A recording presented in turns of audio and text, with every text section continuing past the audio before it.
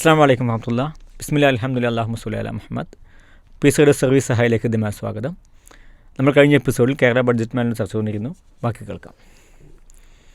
ഇനി നമ്മൾ ഈ ഡിമാൻഡ് ഫോർ ഇപ്പോൾ എസ്റ്റിമേറ്റ് ബഡ്ജറ്റ് ഡോക്യുമെൻറ്റ്സ് അത്രയൊക്കെ നമ്മൾ കഴിഞ്ഞ എപ്പിസോഡിൽ പറഞ്ഞു. അപ്പോൾ ബഡ്ജറ്റിൻ്റെ ക്രിയേഷനിൽ demand for grant, estimate of expenditure not charged on the consolidated fund. ഈ കൺസോളിഡേറ്റഡ് ഫണ്ടിൽ നിന്ന് നേരത്തെ പറഞ്ഞു, കഴിഞ്ഞ എപ്പിസോഡിൽ നമ്മൾ പറയണ്ടായി. രണ്ട് തരം ചിലവാണ്. ഒന്ന് ഓട്ടഡ് എക്സ്പെൻഡിച്ചർ, അതായത് അപ്രോപ്രിയേഷൻ ആക്ട്. മറ്റൊന്ന് ചാർജഡ് എക്സ്പെൻഡിച്ചർ. ഓട്ടഡ് എക്സ്പെൻഡിച്ചറും ചാർജഡ് എക്സ്പെൻഡിച്ചറും രണ്ട് തരം ചിലവുകളാണുള്ളത്. ഈ ഓട്ടഡ് എക്സ്പെൻഡിച്ചർ എന്ന് പറയുന്നത് അപ്രോപ്രിയേഷൻ ആക്ടിലൂടെ വരുന്നതാണ്. നിയമസഭ വോട്ടിനിട്ട് പാസ്സാക്കുന്ന ചിലവുകൾ എന്നർത്ഥം. അപ്പോൾ നിയമസഭ പാസ്സാക്കിയേണ്ടത് ആവശ്യമില്ലാത്ത ചിലവുകളുണ്ട്. അപ്പോൾ ഡിമാൻഡ് ഫോർ ഗ്രാൻഡിൽ ഏത് ഉൾപ്പെടേണ്ടതില്ല? Charged expenditure ഉൾപ്പെടേണ്ടതില്ല. വേണോ? കൺസോളിഡേറ്റഡ് ഫണ്ടിൽ കാശുണ്ടെങ്കിൽ ചാർജ് ചെയ്തെടുക്കാവുന്നതിന് നിയമസഭയുടെ അനുവാദം ആവശ്യമില്ല. ഗവർണറുടെ ശമ്പളം കിട്ടാൻ നിയമസഭ പാസ്സാക്കണ്ട, അല്ലാതെ തന്നെ എടുക്കാം. ഹൈക്കോടതി ജസ്റ്റിസിൻ്റെ ശമ്പളവും അലവൻസുകളും കൈപ്പറ്റുന്നതിന് വേണ്ടി നിയമസഭ പാസ്സാക്കേണ്ടതില്ല. PSCയുടെ ചെലവുകളും PSC ശമ്പളവും പബ്ലിക് സർവീസ് കമ്മീഷൻ്റെ ശമ്പളവും ഓഫീസ് ചെലവുകളും നിയമസഭ പാസ്സാക്കിയെടുക്കേണ്ടതില്ല. കാരണം അത് ഭരണഘടനാ സ്ഥാപനമാണ്. കോൺസ്റ്റിറ്റ്യൂഷണൽ പ്രൊവിഷനുണ്ട്. അപ്പോൾ ഭരണഘടനാ സ്ഥാപനത്തിൻ്റെ ചെലവുകൾ, ഗവർണർ, ഇതൊക്കെ ചെലവ്, അതും ചെലവാണ്. ഈ ചെലവുകൾ സ്വാഭാവികമായും ബഡ്ജറ്റിൽ നിന്ന്, കൺസോളിഡേറ്റഡ് ഫണ്ടിൽ നിന്ന് ചെലവ് വരുമ്പോൾ അത് എന്ത് വേണം? അതിന് ബഡ്ജറ്റിലേക്ക് ഒരു ഡിമാൻഡ് ഫോർ ഗ്രാൻഡ് തയ്യാറാക്കേണ്ടതുണ്ട്. ആ ഡിമാൻഡ് ഫോർ ഗ്രാൻഡ് തയ്യാറാക്കിയിട്ട് അത് വോട്ടിനിട്ട് പാസ്സാക്കിയാലേ ചെലവ് നിർവഹിക്കാൻ നിർവാഹമുള്ളൂ എന്നുള്ള വ്യവസ്ഥയിൽ ഏതുൾപ്പെടില്ല? Charged expenditure ഉൾപ്പെടില്ല. ഇത്തരം എക്സ്പെൻഡിച്ചർ. അപ്പോൾ അതിനെന്ത് വേണ്ടതില്ല? ഡിമാൻഡ് ഫോർ ഗ്രാൻഡ് ആവശ്യമില്ല. ഡിമാൻഡ് ഫോർ ഗ്രാൻഡ്, അതായത് estimate of expenditure not charged on the consolidated fund, അത് ഡിമാൻഡ് ഫോർ ഗ്രാൻഡിൽ ആവശ്യമില്ല. ഈ demand for grant can be made only on the recommendation of the governor. ഗവർണറുടെ റെക്കമെൻഡേഷനിലാണ് ഡിമാൻഡ് ഫോർ ഗ്രാൻഡ് ഉണ്ടാകുന്നത്, demand for grant create ചെയ്യപ്പെടുന്നത്. അത് ആ ഡിമാൻഡ് ഫോർ ഗ്രാൻഡ് ഉണ്ടാക്കുന്നത്, ആവശ്യകതകളെക്കുറിച്ചുള്ള ലിസ്റ്റ് തയ്യാറാക്കുന്നത്, അതെല്ലാം ഗവർണറുടെ റെക്കമെൻഡേഷൻ ഓഫ് ദി ഗവർണറുടെ റെക്കമെൻഡേഷൻ. ഗവൺമെൻറ് അനുമതി വേണം. അത് ബഡ്ജറ്റായിട്ട് വന്ന് അത് അത് നിയമസഭയിൽ അവതരിപ്പിക്കാനും എന്ത് വേണം? ഗവർണറുടെ അനുവാദം വേണം. അങ്ങനെയാണ്. ഇനി മറ്റൊന്ന് ഏജൻസി സബ്ജക്റ്റ് എന്ന് പറയുന്ന സംഭവമുണ്ട്. ഏജൻസി സബ്ജക്റ്റ് എന്താണ്? Registration and surveillance of foreigners. വിദേശികളുടെ അവരെ ഇവിടെ സ്വീകരിക്കലും, അവരുടെ സർവലൻസ് എന്ന് പറഞ്ഞാൽ അവരുടെ സർവൈവൽ എന്ന് പറയുന്നത് അതിൻ്റെ ഉപജീവനോ എന്താ പറയുക, പുനരധിവാസമല്ല, അതന്നെ. അതിൽ പിന്നെ registration and surveillance of foreigners. അതുപോലെ ഡിപ്പാർട്ടേഷൻ ഓഫ് ഫോറിനേഴ്സ്, അവരെ തിരിച്ചയക്കുന്ന സംഗതികളും. പിന്നെ payment of political pension from central revenue, കേന്ദ്ര വരുമാനത്തിൽ നിന്നും പൊളിറ്റിക്കൽ പെൻഷൻ നൽകുക എന്നുള്ളതും ഇത് ഒക്കെ ഏജൻസി സബ്ജക്റ്റ് എന്ന് പറയുന്ന ഹെഡിൽ നിൽക്കുന്നു.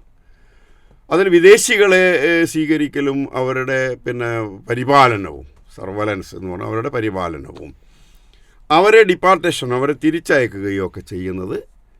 അപ്പോൾ ഫോറിനേഴ്സ് ഇവിടെ വരുന്നത് വിസ മൂലമാണ്.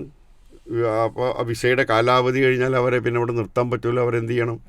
തിരിച്ചയക്കണം. അല്ലെങ്കിൽ അവരെയൊക്കെ അഭയാർത്ഥികളാക്കി നിർത്തിയിട്ട് വെറുതെ NRC CA ഒക്കെ ഉണ്ടാക്കിയിട്ട് ബുദ്ധിമുട്ടുണ്ടാക്കണ്ട.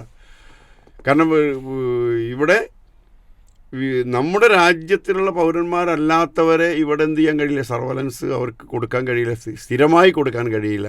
ഹ്രസ്വകാലത്തേക്ക് എന്ത് ചെയ്യാൻ കഴിയും? അവരെ സർവൈവ് ചെയ്യാൻ പറ്റുകയും ചെയ്യും. പിന്നെ പൊളിറ്റിക്കൽ പെൻഷൻ കേന്ദ്ര ഫണ്ടിൽ നിന്ന് കൊടുക്കേണ്ട payment of political pension from central revenue, കേന്ദ്ര വരുമാനത്തിൽ നിന്നും പൊളിറ്റിക്കൽ പെൻഷൻ കൊടുക്കുന്നതും ഏജൻസി സബ്ജക്റ്റിൽ ഉൾപ്പെടുന്നതാണ്. Pension, service pension, defence pension, അതും സർവീസിൽ തന്നെ പെടുന്നത്. സർവീസിൽ രണ്ടായിട്ട്. അപ്പോൾ സർവീസ് പെൻഷനും പൊളിറ്റിക്കൽ പെൻഷൻ 2 തരം പെൻഷനാണുള്ളത്. പൊളിറ്റിക്കൽ പെൻഷനിൽ ഉൾക്കൊള്ളുന്ന നിരവധി സംഗതികളുണ്ട്. സ്വാതന്ത്ര്യ സമര സേനാനികൾക്ക് പെൻഷൻ കൊടുക്കുന്നു, പൊളിറ്റിക്കൽ പെൻഷനാണ്. 50 വയസ്സ് കഴിഞ്ഞ അവിവാഹിതരായ സ്ത്രീകൾക്ക് പെൻഷൻ അർഹതയുണ്ട്, പൊളിറ്റിക്കൽ പെൻഷനാണ്. വികലാംഗ പെൻഷനുണ്ട്, പൊളിറ്റിക്കൽ പെൻഷനാണ്. വിധവാ പെൻഷനുണ്ട്, പൊളിറ്റിക്കൽ. അങ്ങനെ നിരവധി. പിന്നെ ക്ഷേമ പെൻഷനുകൾ എന്നതിന് പറയുന്നത് തന്നെ ക്ഷേമ പെൻഷനുകൾ എന്നാണ്. ആ ക്ഷേമ പെൻഷനുകൾക്ക് വേണ്ടി ഫണ്ട് നീക്കി വെക്കുന്നു സോഷ്യൽ ജസ്റ്റിസ് ഡിപ്പാർട്ട്മെൻ്റാണ് എന്ത് ചെയ്യുന്നത്, പിന്നെ സാമൂഹ്യക്ഷേമം എന്ന് പറയുന്ന വകുപ്പിലാണ് ഈ ഫണ്ട് അനുവദിച്ചു കൊടുത്തിട്ട് അത് എന്ത് ചെയ്യുന്നത്, തദ്ദേശ സ്വയംഭരണ സ്ഥാപനങ്ങളിലേക്ക് ഗ്രാൻഡ് വിധേന അത് വിതരണം ചെയ്ത് അത് ഗുണഭോക്താവിൻ്റെ കയ്യിലെത്തിക്കുന്നത്. അപ്പോൾ പൊളിറ്റിക്കൽ പെൻഷൻ എന്ന് പറയുന്ന ഒരു സംഭവം അത് ആരുടെയും ഔദാര്യമൊന്നുമല്ല. ഭരണഘടനാപരമായി കൊടുക്കാൻ നിർദ്ദേശിക്കുന്നതും അതിന് ഫണ്ട് അലൗട്ട് ചെയ്യുകയും ചെയ്യുന്ന ഒരു രീതിയുണ്ട്. അപ്പോൾ ഇവിടെ എത്ര പൊളിറ്റിക്കൽ പെൻഷൻ, എത്ര കോടി രൂപ വേണം വിതരണത്തിന് എന്നുള്ളത് ഡിമാൻഡ് ഫോർ ഗ്രാൻഡായിട്ട് ആര് കൊടുത്തു? Social justice department demand for ഗ്രാൻഡിൽ ഈ വകുപ്പിലുള്ള പൊളിറ്റിക്കൽ പെൻഷൻ ഗുണഭോക്താക്കൾക്ക് വിതരണം ചെയ്യുന്നതിന് ഒരു വർഷത്തേക്ക് വേണ്ട തുക ഇത്രയാണെന്ന് മുൻകൂട്ടി അറിയിച്ചിട്ട് അത് ബഡ്ജറ്റിൽ ഉൾക്കൊള്ളിച്ച് ഡിമാൻഡ് ഫോർ ഗ്രാൻഡായി നിയമസഭയിൽ അപ്രോപ്രിയേഷൻ യൂണിറ്റ്, ഏതാണ് അവിടെ അപ്രോപ്രിയേഷൻ യൂണിറ്റ്? സോഷ്യൽ ജസ്റ്റിസ് ഡിപ്പാർട്ട്മെൻറ്റാണ്. ആ യൂണിറ്റിൽ ഉൾപ്പെടുത്തി അത് പാസ്സാക്കിയെടുക്കുമ്പോൾ, അപ്രോപ്രിയേഷൻ ആക്ട് വരുമ്പോൾ പൊളിറ്റിക്കൽ പെൻഷൻ നൽകേണ്ട ആ തുക അത്രയും ബഡ്ജറ്റിൽ വകയിരുത്തിയിട്ടുണ്ട്. പിന്നെ അത് കൊടുക്കാതിരിക്കേണ്ട ആവശ്യം എന്താ? വക മാറി ചിലവാക്കിയിട്ടുണ്ടാവും. അപ്പോൾ അവിടെ കൊടുക്കാൻ ഫണ്ടില്ല. അപ്പോൾ എന്ത് വരുന്നു? ഷോർട്ടേജ് വരുന്നു. ഇങ്ങനെ ഓരോ വിഷയത്തിലെയും അപഗ്രഥിക്കുമ്പോഴാണ് ശമ്പളം തരുന്നതിന് വേണ്ടി പ്ലാന് വേണ്ട ആവശ്യമില്ല എന്ന് നമ്മൾ നേരത്തെ പറഞ്ഞില്ലേ. പൊളിറ്റിക്കൽ പെൻഷൻ നൽകുന്നതിനും എന്താവശ്യമില്ല? പ്ലാൻ ആവശ്യമില്ല. കാരണം എത്ര പൊളിറ്റിക്കൽ പെൻഷൻ്റെ പിന്നെ തീരുമാനമെടുത്ത് പൊളിറ്റിക്കൽ പെൻഷൻ കൈപ്പറ്റുന്നവർ എത്ര പേരുണ്ട് എന്നുള്ളത് കൃത്യമായി സ്റ്റേറ്റ്മെൻറ്റുകൾ കൊടുത്ത് സോഷ്യൽ ജസ്റ്റിസ് ഡിപ്പാർട്ട്മെൻറ്റ് അത് കളക്ട് ചെയ്ത് ഒരു വർഷത്തേക്ക് വേണ്ട ഈ എമൗണ്ടിൻ്റെ തുക നിർണ്ണയിച്ച് ആ തുക ഡിമാൻഡ് ഫോർ ഗ്രാൻഡ് കറക്റ്റ് ചെയ്ത് അത് അപ്രോപ്രിയേഷൻ ബില്ലായി പിന്നെ അവതരിപ്പിച്ച് പാസ്സാക്കിയെടുക്കുമ്പോൾ ബഡ്ജറ്റിൽ വകയിരുത്തിയ തുകയുണ്ട്. കൊടുത്താൽ മതി. മനസ്സിലായോ? അപ്പോൾ ഇങ്ങനെ നമ്മൾ പിന്നെ ഓരോ വിഷയങ്ങളെയും കൃത്യമായി മനസ്സിലാക്കി വരുമ്പോൾ ഓരോ മേഖലയിലും ചെലവഴിക്കേണ്ട തുകകളെ നിദാനം ചെയ്തുകൊണ്ട് അതിൻ്റെ വരവും ചെലവും കാൽക്കുലേറ്റ് ചെയ്ത് നേരത്തെ തന്നെ തയ്യാറാക്കുന്ന ഒരു വിദഗ്ധമായ പിന്നെ സ്റ്റേറ്റ്മെൻറ്റിനെയാണ് ബഡ്ജറ്റ് എന്ന് പറയുന്നത്. അതായത് എക്സ്പെക്റ്റഡ് റെസീറ്റ് ആൻഡ് എക്സ്പെൻഡിച്ചർ എന്നാണ്. Prepared by the finance minister and presented before the legislator for approval. അതിൻ്റെ പേരാണ് budget. Budget is known as annual financial statement എന്നാണ്. ആനുവൽ ഫിനാൻഷ്യൽ സ്റ്റേറ്റ്മെൻറ്റ് എന്ന ഒരു പേര് കൂടെ ബഡ്ജറ്റുണ്ട്. അതിന് മറ്റൊരു പേരാണ് ആനുവൽ ഫിനാൻഷ്യൽ സ്റ്റേറ്റ്മെൻറ്റ് എന്ന് പറയുന്നത്. അപ്പോൾ ഏജൻസി സബ്ജക്റ്റ് എന്താണ് എന്നുള്ളതാണ്. Introduction of performance budgeting was recommended by administrative reforms commission. ഈ പെർഫോമൻസ് ഓഫ് ബഡ്ജറ്റ് പാസ്സായി. നേരത്തെ നമ്മൾ പറഞ്ഞു ബഡ്ജറ്റിന് 4 സ്റ്റേജുകൾ പറഞ്ഞു. Preparation of the budget, passing of the budget or presentation of the budget, execution of the budget, നടപ്പിലാക്കൽ, then review of the budget. അപ്പോൾ ഈ എക്സിക്യൂഷൻ ഓഫ് ദ ബഡ്ജറ്റിൻ്റെ മേഖലയിലേക്ക് വരുന്നതാണ് പെർഫോമൻസ് ഓഫ് ബഡ്ജറ്റ്. എങ്ങനെ? Introduction of performance of budget was recommended by administrative reforms commission. അവരാണ് ഇതെന്ത് ചെയ്യുന്നത്, നടപ്പിലാക്കുന്നതിനെക്കുറിച്ച് എന്ത് ചെയ്യുന്നത്, ഇൻട്രൊഡ്യൂസ് ചെയ്യുന്നത്. Introduction of the performance of budget. First performance budget in PWD and PWD B and R എന്നാണ്. ആദ്യത്തെ performance of ബഡ്ജറ്റിൽ നിന്ന് ആദ്യമായി പെർഫോമൻസ് നടത്തുന്ന വകുപ്പ് എന്ന് പറയുന്നത് PWD ആണ്, പബ്ലിക് വർക്ക് ഡിപ്പാർട്ട്മെൻറ്റ്. അതും PWDയിലെ ഏതൊക്കെ വിഭാഗം? B and R, buildings and roads. റോഡും ബിൽഡിംഗ് കഴിഞ്ഞില്ലേ? അങ്ങനെയാണ് മുഖ്യമായിട്ടുള്ളത്. കാരണം വികസനത്തിൻ്റെ കാര്യത്തിലാണ് ഏറ്റവും കൂടുതൽ പെർഫോമൻസ് ബഡ്ജറ്റിങ്ങിന് ഏറ്റവും കൂടുതൽ സാധ്യതകളുള്ളത് വികസനത്തിനാണ്. ആ വികസന പ്രക്രിയകൾക്ക് ഇവിടെ നേതൃത്വം നൽകുന്ന വകുപ്പെന്ന് പറയുന്നത് PWD ആണ്. അപ്പോൾ പെർഫോമൻസ് ബഡ്ജറ്റിൽ മുന്തിയ പരിഗണന പൊതുമരാമത്ത് വകുപ്പ്, ബിൽഡിംഗ് ആൻഡ് റോഡ്സിനാണ് എന്നുള്ളതാണ്. രണ്ടും വികസനത്തിൻ്റെ കാര്യം തന്നെയാണ്. അതാണല്ലോ മുഖ്യമായ വികസനം, മുഖ്യമായ വികസനം അത് തന്നെയാണ്. നമുക്ക് വരുന്ന പല പ്രതിസന്ധികളുടെയും കാരണം ഈ വികസനവും കാര്യങ്ങളൊക്കെ വന്നതിൻ്റെ ശേഷമാണ് നമ്മൾ എന്ത് ചെയ്യുന്നത്. ഇപ്പോൾ വികസിത രാജ്യങ്ങളിലൊക്കെ പിന്നെ റോഡ് ഉണ്ടാക്കുകയാണെങ്കിൽ 50 വർഷം കഴിഞ്ഞിട്ട് നമ്മുടെ രാജ്യം എങ്ങനെയായിരിക്കും എന്ന ഒരു പ്ലാനിങ്ങോടുകൂടി 50 വർഷം അപ്പുറത്തോട്ടുള്ള അല്ലെങ്കിൽ 100 വർഷം അപ്പുറത്തോട്ടുള്ള ഒരു കാഴ്ചപ്പാടിലാണ് ഇപ്പോൾ എന്ത് ചെയ്യുന്നത്, വർക്ക് നടത്തുന്നത്. അപ്പോൾ റോഡിന് 4 വരി പാതയാണെങ്കിൽ 4 വരി പാത 50 വർഷം വരെ ഉണ്ടാകുമ്പോൾ 100 വർഷം വരെ അത് കൺജസ്റ്റഡ് അല്ലാതെ പ്രവർത്തിച്ചുകൊണ്ടിരിക്കും. പക്ഷെ അത് ഉണ്ടാക്കുന്നതോടുകൂടി 100 വർഷം കഴിഞ്ഞാൽ നമുക്കത് വികസിപ്പിക്കേണ്ടി വരുമോ, അതുകൊണ്ട് അതിൻ്റെ 2 സൈഡിലും എന്ത് ചെയ്യുന്നു, അത്യാവശ്യം സ്ഥലം വിടുകയും ചെയ്തിട്ട് അതിൻ്റെ അപ്പുറത്തോട്ടാണ് പതിച്ചു കൊടുക്കുന്നുള്ളൂ. ഇവിടെ നമ്മൾ സർക്കാരിൻ്റെ ഭൂമിയിലേക്ക് ഇങ്ങോട്ട് കയറിയിട്ട് ബിൽഡിംഗ് ഉണ്ടാക്കുക, എന്നിട്ട് അത് പൊളിക്കാൻ വേണ്ടി വന്ന കോടതി പോയിട്ട് സ്റ്റേ വാങ്ങിക്കും. പൊളിച്ചിട്ട് വികസനം നടത്തണമെന്ന് വിചാരിച്ചാൽ സർക്കാരിൻ്റെ ഭൂമിയിൽ കയ്യേറി എൻക്രോച്ച്മെൻ്റ് എന്നാണ് പറയാം, എൻക്രോച്ച്മെൻറ്റ് ആയിട്ട് എടുത്തിട്ടുണ്ട്. അത് പൊളിക്കണം എന്നുള്ള വിവരത്തിൽ വന്നു കഴിഞ്ഞാൽ ഹൈക്കോടതി പോയിട്ട് സ്റ്റേ വാങ്ങിക്കും, പൊളിക്കാനുള്ള ഉത്തരവിന് സ്റ്റേ ചെയ്ത്. പിന്നെ അത് വികസനവും നടക്കൂല, പൊളിക്കലും നടക്കൂല, റോഡും ഉണ്ടാവില്ല. അങ്ങനെയാണ് ഇവിടെ നമുക്കുള്ള പല പ്രതിസന്ധികളുടെയും കാരണം. എന്തുകൊണ്ട് അങ്ങനെ സംഭവിച്ചു? നമ്മൾ നേരത്തെ ഉണ്ടാക്കിയപ്പോൾ ഒരു കാറിന് പോകാനുള്ള ഒരു റോഡ് മാത്രമാണ് ഉണ്ടാക്കിയത്, അല്ലെങ്കിൽ ഒരു ബസ്സിന് അങ്ങോട്ട് പോകാം. ഇങ്ങോട്ട് വരുമ്പോൾ വീതി കൂടിയ സ്ഥലത്ത് ഒതുക്കി നിർത്തിയിട്ട് മറ്റവന് വഴി ഒഴിഞ്ഞു കൊടുക്കണം. അങ്ങനെ ഉണ്ടാക്കി. ഇപ്പം എന്താണെന്ന് പറയുന്നത്, അതിൽ നിറയെ വാഹനങ്ങൾ വന്നുകൊണ്ടിരിക്കുകയാണ്. അപ്പോൾ ബ്ലോക്കിൽ കുടുങ്ങാണ്. വാഹനം കൊണ്ടിറങ്ങിയ നടന്നു പോണ മാതിരി എത്താൻ പറ്റാത്ത വൈദ്യുതിയുടെ കാര്യത്തിലും. പക്ഷേ ഇതിലൊക്കെ ബഡ്ജറ്റിൽ എന്തുണ്ട്, ഈ സംഗതികളെക്കുറിച്ചൊക്കെ നല്ല.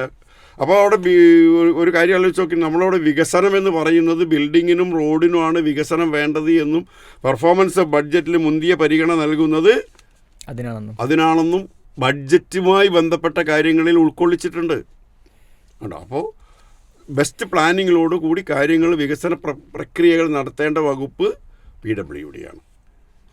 പിന്നെ administrative reforms commission recommended the performance budgeting at the centre in January 1968. 1968 കേന്ദ്രത്തിൽ ഈ പെർഫോമൻസ് ബഡ്ജറ്റിൻ്റെ സംഗതികൾ, ബഡ്ജറ്റ് പെർഫോം ചെയ്യേണ്ട കാര്യങ്ങൾ എങ്ങനെയാണ് എന്നൊക്കെ വിശദീകരിച്ച് പറയുന്നത് 1968 ജനുവരിയിലാണ്. ഇൻ കേരള സ്റ്റേറ്റ്, സംസ്ഥാനത്താണെങ്കിലോ the first attempt at performance budget was made in 1970-71. Kerala സ്റ്റേറ്റിൽ ഈ പെർഫോമൻസ് ബഡ്ജറ്റിൽ 1970-71 കേന്ദ്രത്തിൽ ഇത് 1968 ജനുവരിയിലുമാണ്. അപ്പോൾ നമുക്ക് സ്വാതന്ത്ര്യം കിട്ടി റിപ്പബ്ലിക്കുമായിട്ട് പിന്നെയും 18 കൊല്ലം കഴിഞ്ഞിട്ടാണ് കേന്ദ്രത്തിൽ വരുന്നത്. എന്നാൽ പിന്നെ സംസ്ഥാനത്തിലോ 56 കേരളം രൂപീകരിച്ചു 20 വർഷത്തിന് ശേഷമാണ്. 56, 66, 76. അപ്പോൾ 70-71 15 വർഷങ്ങൾക്ക് ശേഷമാണ് എന്തുണ്ടാവുന്നത്, ഇത് പെർഫോമൻസ് ബഡ്ജറ്റ് പ്രാവർത്തികമാക്കുന്നത്.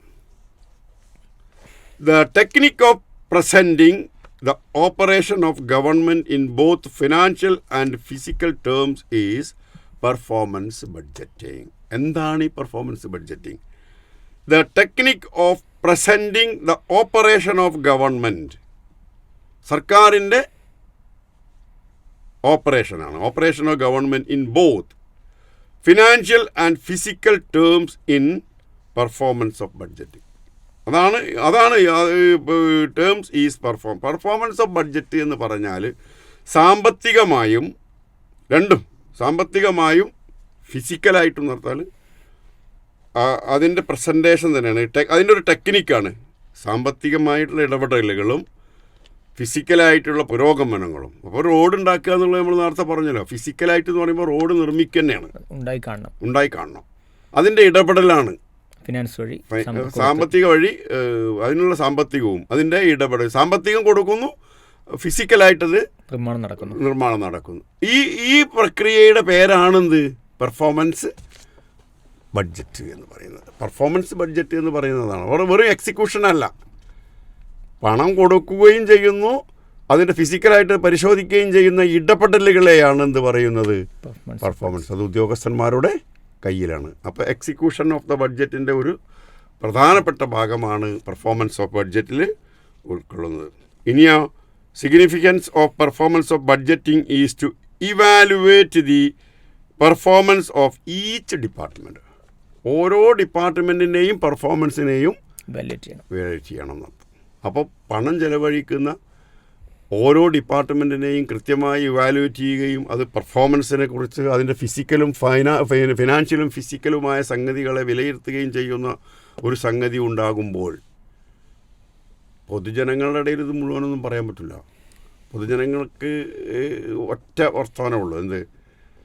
ഇവിടെ ഉദ്യോഗസ്ഥന്മാർ വെറുതെ കാശ് വാങ്ങണം. 56 വയസ്സ് വരെ ജോലി ചെയ്തിട്ട് വീട്ടിൽ പോയിരുന്ന പിന്നെ വെറുതെ പെൻഷൻ കൊടുക്കുന്നു മരണം വരെ എന്നുള്ള ആക്ഷേപമാണ് പൊതുജനങ്ങളിൽ നിന്ന് കിട്ടുക. ഇത് ഒരർത്ഥത്തിൽ ഇങ്ങനെ ചിന്തിച്ചാൽ കഴിഞ്ഞ എപ്പിസോഡുകളിൽ നമ്മൾ പറഞ്ഞ പോലെ ഓരോ വകുപ്പുകളെ നമ്മൾ എടുത്ത് പരിശോധിക്കുമ്പോൾ ഒരു ട്രഷറി ഡിപ്പാർട്ട്മെൻറ്റ് കേവലം 2000-2500 ജീവനക്കാരാണ് ഉള്ളത്. എന്നാൽ പൊതുവിദ്യാഭ്യാസ വകുപ്പിൽ സമാധാനം 2 ലക്ഷം ജീവനക്കാരുണ്ട്. സംസ്ഥാനത്താണെങ്കിൽ ആകെ ഉള്ളത് 5.5 ലക്ഷം ജീവനക്കാരാണ്. 4 ലക്ഷത്തോളം പെൻഷൻകാരുമുണ്ട്.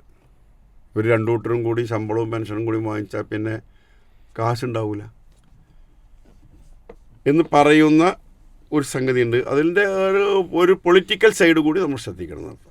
ഇതിനെ എക്സ്പെൻഡിച്ചർ എന്ന് ട്രീറ്റ് ചെയ്യുന്നത് കൊണ്ടാണ്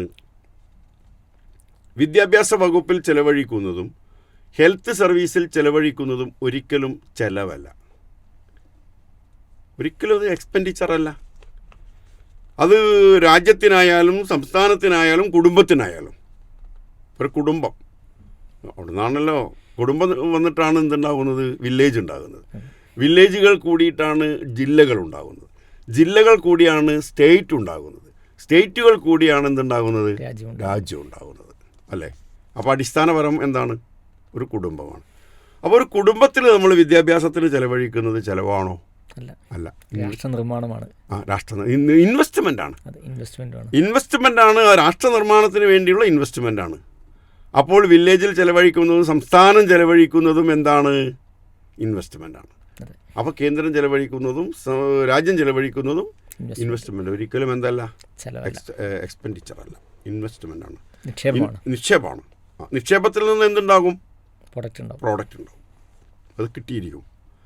ആ രീതിയിലേക്ക് നമ്മൾ കാര്യങ്ങൾ കണ്ടെത്തുകയും അതിനനുസരിച്ചുള്ള പ്രവർത്തനങ്ങൾ നടത്തുകയും അതിനുവേണ്ടി സ്രോതസ്സുകൾക്ക് ധനസമാഹരണം നടത്തുന്ന ഒരു പ്രക്രിയ ഡെവലപ്പ് ചെയ്യുകയും ചെയ്യണം. അതാണ് ബഡ്ജറ്റ്. അങ്ങനെ ആയിരിക്കണം ബഡ്ജറ്റ് എന്നുള്ളതാണ്. ഇങ്ങനെ വരുമ്പോൾ നമുക്ക് രാഷ്ട്ര നിർമ്മാണത്തിൽ പങ്കാളികളാവാൻ കഴിയും. ഓരോ മന്ത്രിസഭയും ഓരോ നിയമസഭയും അതിൻ്റെ അർത്ഥത്തിൽ അത് ചെലവഴിക്കുകയും അതിൻ്റെ ഗവൺമെൻറ് ഭരണകൂടം ഈ നിലവിലുള്ള കോൺസ്റ്റിറ്റ്യൂഷൻ അനുസരിച്ച് അത് അഡ്മിനിസ്ട്രേറ്റ് ചെയ്യുകയും ചെയ്താൽ നമുക്കൊരിക്കലും പ്രതിസന്ധി വരുന്നതല്ല എന്നുള്ളത് പ്രത്യേകം ശ്രദ്ധിക്കണം. പിന്നെ part 1 estimate of budget provides a meaningful classification of activities of government. ഇനി പാർട്ട് 1, പാർട്ട് 2, പാർട്ട് 3 എന്നുള്ളതിനെ ബഡ്ജറ്റിനെ എങ്ങനെ അതിൽ പാർട്ട് 1 എന്താണ് ഉൾക്കൊള്ളിച്ചത്? Part 1 estimate of budget provides a meaning classification of activities of government. ഗവൺമെൻറ്റിൻ്റെ ആക്ടിവിറ്റീസുകളുടെ ഒരു മീനിങ് എന്ന് പറഞ്ഞാൽ എന്താ പറയുക, അർത്ഥഗർഭമുള്ള ഒരു ക്ലാസിഫിക്കേഷൻ, എണ്ണം തിരിക്കൽ. അത് എണ്ണം തിരിച്ചിട്ട് പാർട്ട് 1 പറയുന്നു. അപ്പോൾ പാർട്ട് 2 പാർട്ട് 3 ഒക്കെ എന്തൊക്കെ പറയുന്നു എന്നുള്ളത് നമുക്ക് അടുത്ത എപ്പിസോഡിൽ വിശദീകരിക്കാം. ഓക്കെ, പീസുകളുടെ സർവീസ് ഹൈഡ് എപ്പിസോഡ് അവസാനിക്കുകയാണ്. നമുക്ക് ബാക്കി കേരള ബഡ്ജറ്റ് അടുത്ത എപ്പിസോഡ് കേൾക്കാം. അസ്സലാമു അലൈക്കും വറഹ്മത്തുള്ളാഹി.